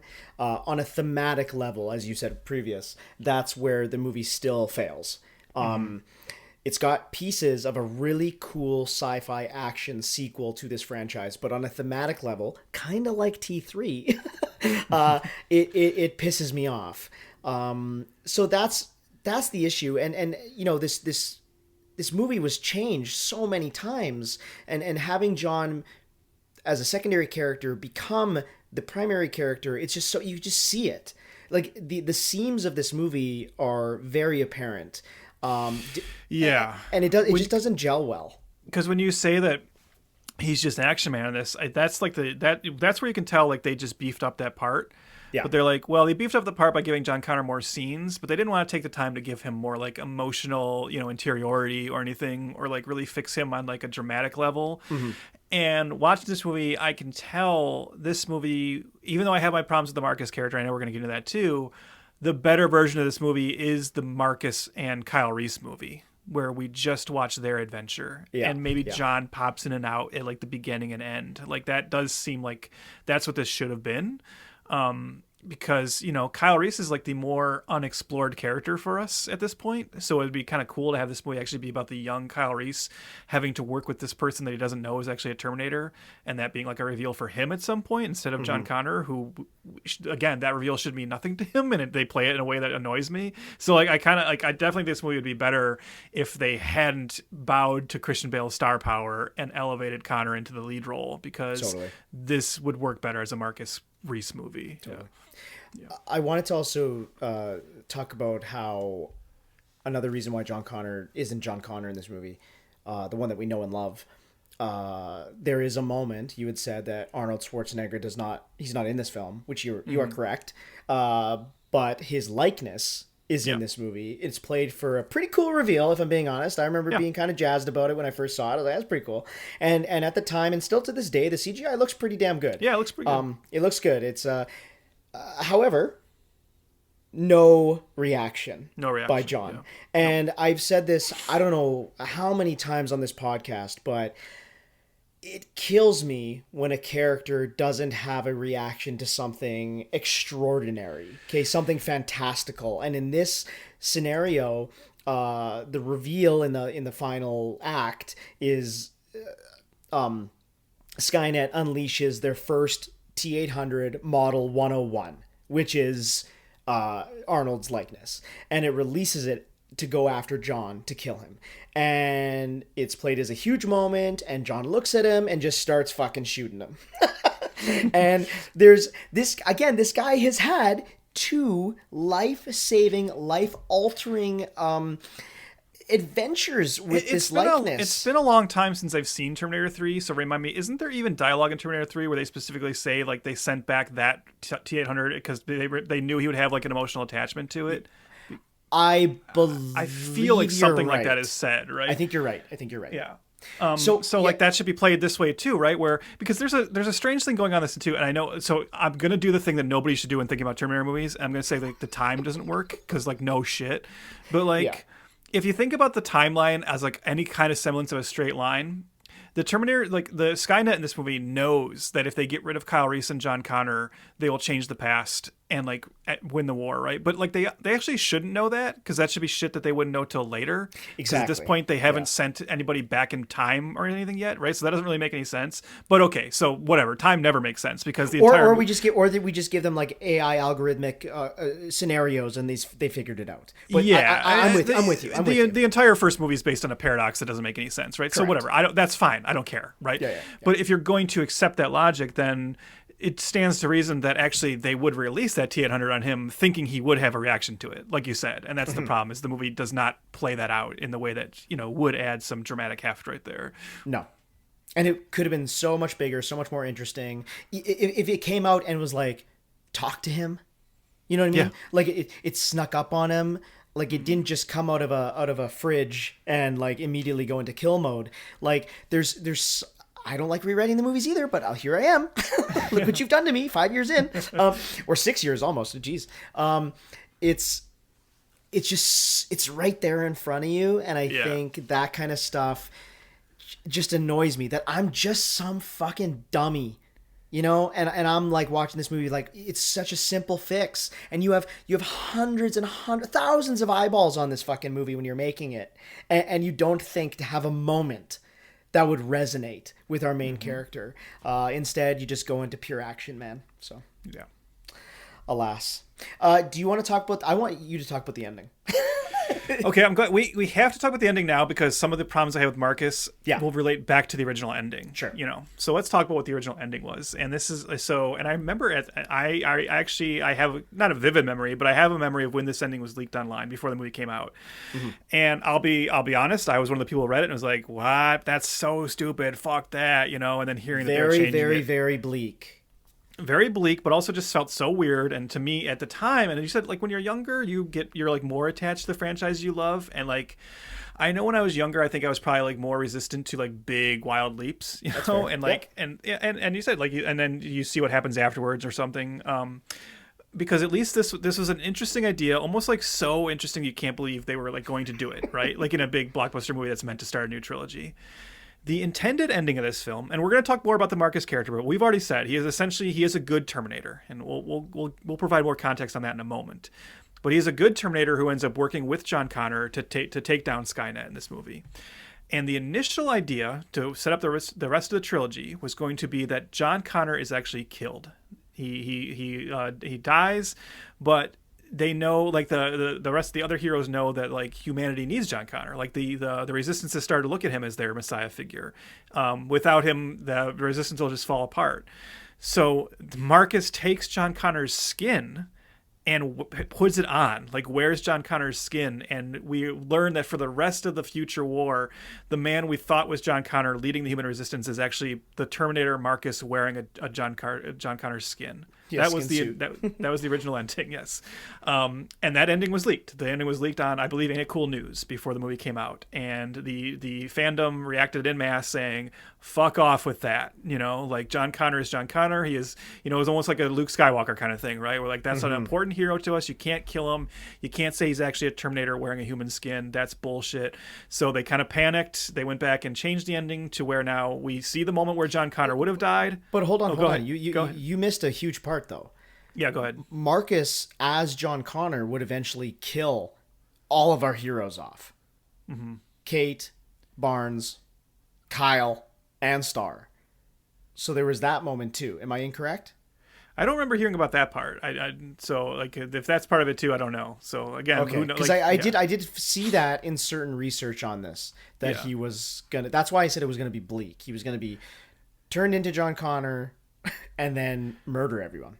See, that I don't know, because I thought it was meant to be that he was like still a hero through the next two films, but the idea was like he was a hero with a different face, right? But who knows? Okay. Like either way, those are very they're swings. Yeah, either way, right? Either way, it's like it's pretty crazy. Right? Yeah, exactly. To kill off John Connor and say he's now this other guy wearing his skin, you know, that's wild. That's insane for a big IP blockbuster. But they panicked and they went back and changed it to the ending we have now, which is where we see the moment where Connor, you know, clearly was meant to die, but instead it's realized he just had like a minor heart impalement, I guess, and he survives for quite some time afterwards. But they're saying, well, he needs a heart transplant. And see, Marcus is a special kind of Terminator. He is a Terminator that also has human organs. And he sacrifices himself at the end. He gives his heart to John Connor, allowing himself to die and finally have peace. But John Connor now has Marcus's heart, and that's the ending, which is such a like wishy-washy ending. Okay, and particularly for this reason. So now let's get into like my issues with the Marcus character and what I think is messed up here. And I want to ask you about this too. Okay. So I'll just start with this question, and then we can kind of go backwards from this. Just like the franchise. Yeah. Would this movie and everything it's trying to do thematically, both with the original ending and, well, it wouldn't make sense with the ending we have. So let's just stick with that original ending. Okay. But even this movie in general, right? Wouldn't it work better if Marcus was just a Terminator? Like, what is the point ultimately of the backstory of him being a human that was on death row that, you know, unknowingly sold his body to Cyberdyne, and then they made this like human Terminator hybrid of him? I don't understand what the thematic messaging of that is, because if they were trying to do this like shock ending originally, where it's like, well, it's now a Terminator wearing a John Connor suit, okay, but he's still a man. It's just a different man. So But that's weird, right? Isn't it more compelling if it's an actual Terminator? Yeah, but I would say that the original ending also had a different beginning. With all of these, I don't think he was a man on death row with human organs in this original ending. Okay. With all these, that would be my. That's your assumption, yeah. That's my assumption because you of all could the be right, yeah. Because of all the script changes and even like you said about the novelization being entirely changed. I would be surprised if the original ending with the skin suit had the death row thing, because I have a feeling they had to work backwards. I have a feeling that they're like, we need John to get a transplant. Well, who's going to get them a transplant to make it seem cathartic, right? Mm-hmm. Well, we got to work back to make that Terminator a hybrid. And then how do we make him a hybrid? Oh, Cyberdyne was experimenting years prior to Skynet, you know, taking over and go from there. So I bet that they did actively work backwards once things were changed. Well, you might be right, and if you are, then I take back what I just said. But the issue is, even if you're right, that doesn't fix the problems the movie still has. Correct. Right? And correct.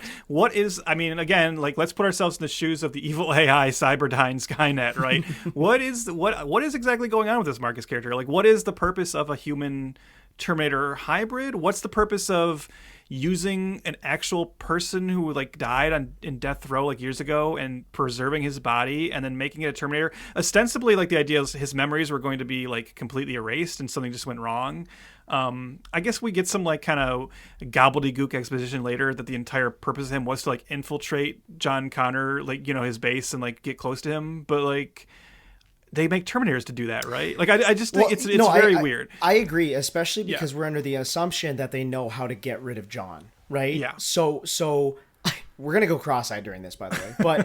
But the issue too is if Skynet thinks, okay, if we make him more human, we can fool John more. And I was like, well, you already fooled him a couple times. Like we've already done this a couple times where we can infiltrate. You know what I mean? Like it's not that. Arnold was obviously a Terminator, but they found his heart as well. You know what I mean? He found his humanity as well in those other movies. So yeah, that's the thing. Like thematically, I'm supposed to be like, oh, this like half man, half Terminator found his humanity. But I've watched an actual Terminator do this. Yeah, which is way more compelling. Yeah. Yeah, the issue is like this comes back to what you said. This was you had this great point earlier. It ties into like what I'm thinking now is where you said like, well, the Marcus character is so superfluous, right? And it's like a prequel problem where like you can tell we just want to get to like John Connor as the leader, but like the Marcus character is in the way in this movie. And like I said, I think the movie would be better as Marcus, but I get what you're saying too. Like because of what they were aiming for, it seems bizarre. It seems like this character we don't need to spend any time with this character. And the issue is that like a half human, half Terminator, a hybrid, that's actually like a super compelling huge idea that should come like very late in the Terminator franchise. Yeah. Right? And it's something that should There's be more like technology there than there is in the T-800. Yeah. It's what the Terminator franchise should be building to, right? That should be the ultimate end of the Terminator franchise is that, we now have the merger of the two and the kind of perfect being is like the hybrid, right? Yes. That allows us to have some peace. And instead it's like, no, he's just like this early experiment that's like tossed off in the early part of the war and then dies and like they'll never do that again. Yeah. What? Yeah, like, your earliest test subject was your best. And you're like, actually, we're gonna go and make a T-600 with just a lumbering dum-dum with a machine gun. Yeah, it's very strange. It doesn't work thematically. It doesn't work narratively. Again, he's such prequel padding. That's what he is. They're attempting to make something interesting, but as this franchise will continue to do, you'll see, they have forgotten their own movies, their own mythos, and nor do they care about it anymore. So this was the starts of that. That's how I feel. And those problems are still John lingering. Connor does take a boombox out and he plays "You Will Be Mine" by Guns N' Roses, so clearly he remembers his past. An amazing song, and it's hard for me to say anything wrong about that song. And I'm not gonna lie, I kind of popped when it.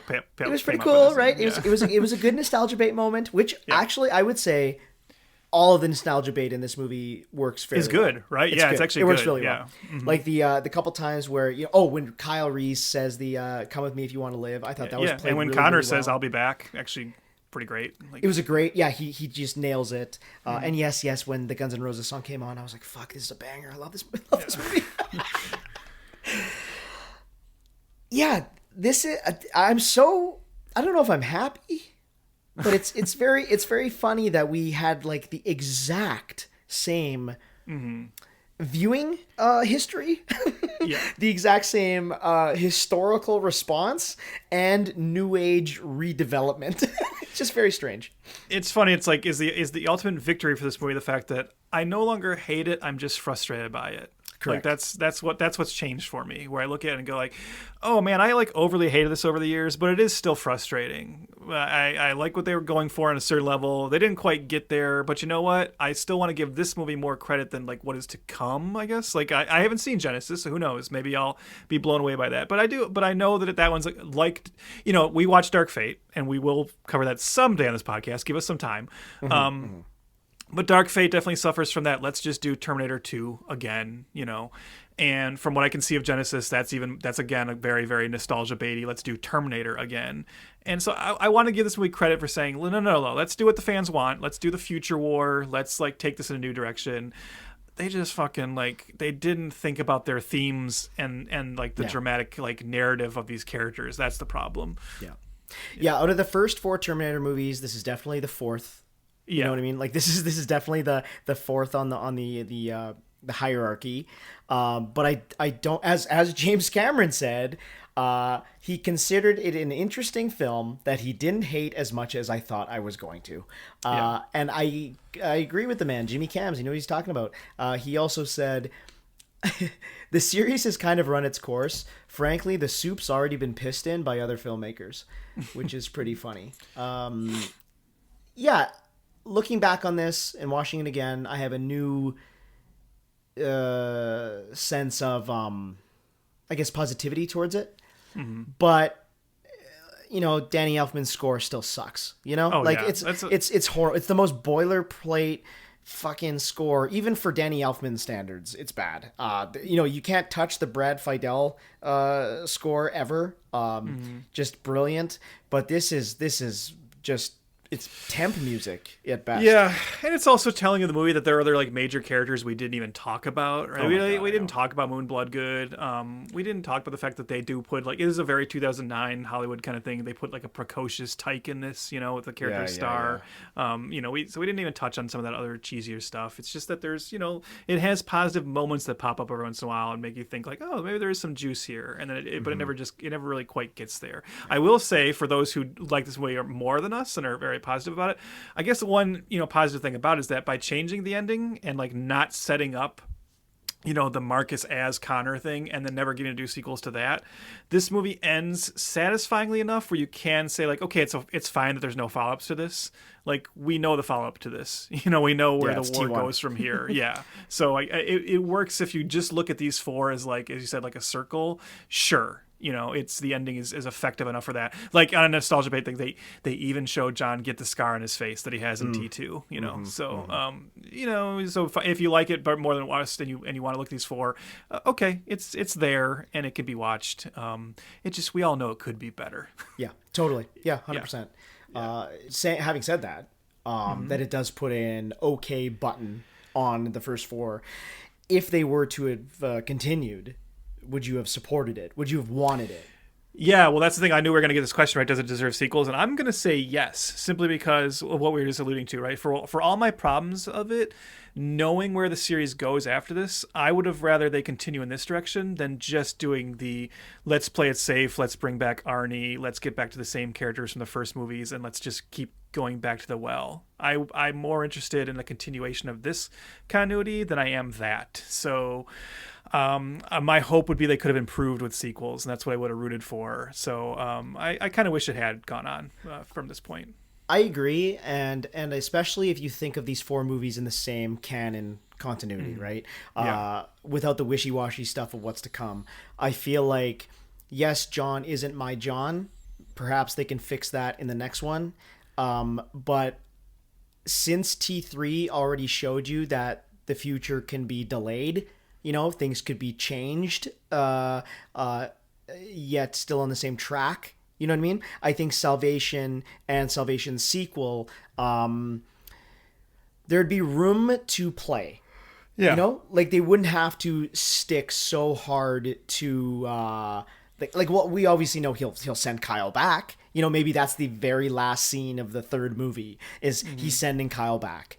But in between, I think there's a lot of meat on the bone in between, and especially having Kyle be so young, right? Yeah. And unfortunately, we never mentioned it, but Anton Yelchin did sadly, tragically, and horrifically pass away in 2016. Just a freak accident. At this point in time in his career, it was like really popping off. And I know we mentioned he was like truly the highlight of this movie, even back in 2009 for me and you. But in 2009, he hit with this and Star Trek. And what's that?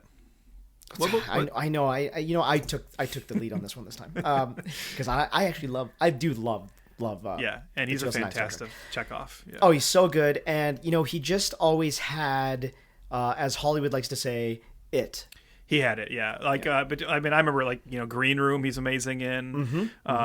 Fright Night, the remake. I think he's great in. He was a guy at that time. I was like, I remember having that thought. I was like, this guy's going to be like one of my favorite actors for like years to come. And I was so bummed that day. Oh. I mean, when we heard about it, and not to really bring it down. And I don't know how apocryphal this is, but I believe it's true. I've read that his parents go to his grave like every day. Essentially, he's buried at the Hollywood Forever Cemetery, and like people work there say his parents are there almost every day visiting his grave, and it's just like, God, fucking that. Just I read that and I was like reminded of like what a bummer it was that we lost him like the way we did. So he was an incredible talent, and like I said, a total freak accident. Like it's insane.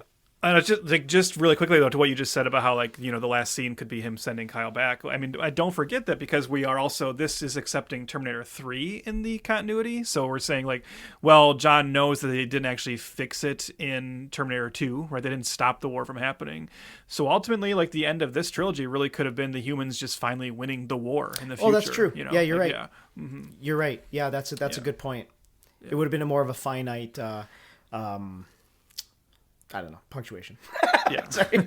Well, that's something you could even like if they had like again like if they had the foresight and if they had the thought about this, you could do something very interesting with like you get to the point where he's supposed to send Kyle back. And even have a thing of saying like where he questions that, right? Like is it even like especially if he's become close to Kyle, saying, "I know he's my dad, but like I already exist. I'm here, right? Like, does it matter if he goes back?" Yeah, and we did it. And like if I send him back, I know he's just gonna die.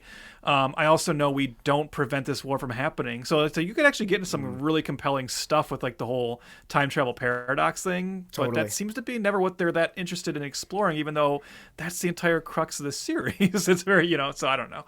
No, 100%. No, that's a great thing.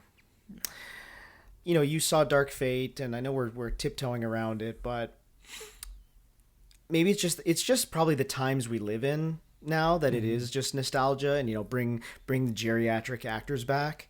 But they're so focused on bringing Arnold back, which again, I love Arnold. There's nothing, I love the guy, I really do, and I want him in all movies. I want him to run the U.S. But it's like. It's hard to grapple with your aging stars, I think, sometimes. And even like Linda Hamilton coming back for Dark Fate, like I was like, oh, that's fucking cool. And then you see it in action and you're like,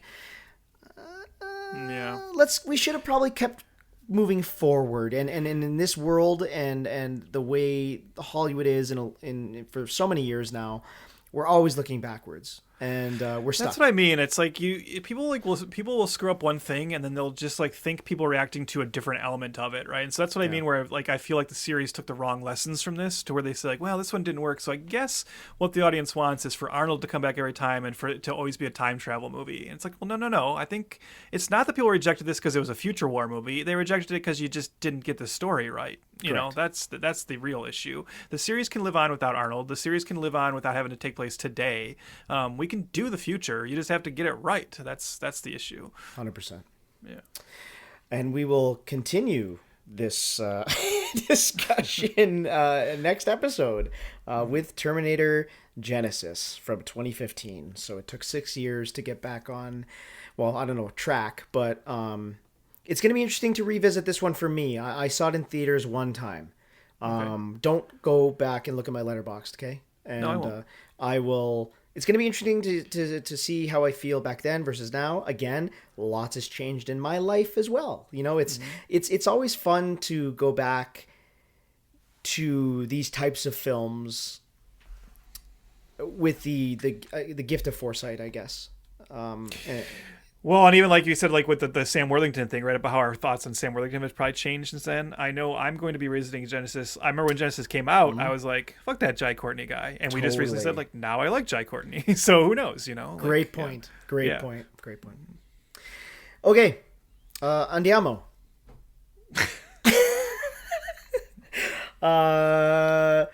Follow us at F2F Pod. That's at F2, the number 2 F Pod on all the socials. Like us there, like us everywhere. Rate, review, whatever you do. And join the tribe and hit that subscribe as we continue on the No Fate But What We Make theme month here. I think it's going to be a nice contrast discussion for the next episode. So, yeah. Would you say we'll be back? That was the most obvious one. And I know. I'm glad you did it because I wasn't going to do it. I felt legally obligated to do it. That's the problem, Real quick, I did forget to say, isn't it funny that Avatar and Salvation came out the exact same year, and this was they both had Sam Worthington put his like humanity being transferred into another body? Isn't that interesting? Talk about a weird typecasting. No wonder they waited for his career to pop off again, maybe in Way of Water all those years later. And finally, as we head out, apologies to Common and Michael Ironside. If you guys were listening to this whole episode waiting for us to mention you, yeah, you're in the movie too. Congrats. Okay. Buonanotte. Seriously, man, you and me, we're fucking done professionally.